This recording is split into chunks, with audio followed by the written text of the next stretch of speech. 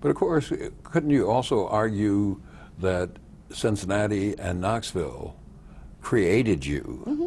New York may have given you a chance to flourish, but Cincinnati and Knoxville created you just like Knoxville created Thomas Wolfe. I mean, Sure. if he hadn't grown up there and lived in his mother's boarding house, he wouldn't have had the chance to go to Asheville, I'm sorry. That's okay. Wouldn't have had the chance to go to New York and become Thomas Wolfe. Oh, yeah. No question. But you have to know, whom I love so much, Ernest Gaines, who is, I think, he's not a funny man like ha-ha, but he has these really wry sort of things that he does. And he came to Tech for us recently. He's so wonderful.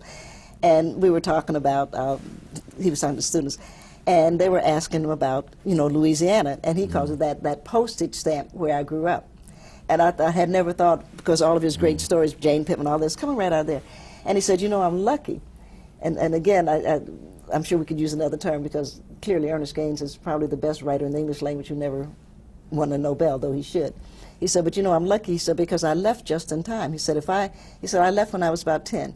If I had stayed longer, I would have gotten depressed, and I would have realized the hopelessness of the situation. If I had left earlier, I would have been too young to remember. He said, but I left at the right time, and so now I get to mine this postage stamp upon which I grew up. And when you're writing today, are you mining these postage stamps? Not in the same way that Ernest is, but I'm not. How differently? Very different, because I'm mining the spirit of it. I'm the body, and it's good to have a body. I'm going to recommend the body. There are lovely things that the body does, but it's the spirit of mankind, of human beings, that's important.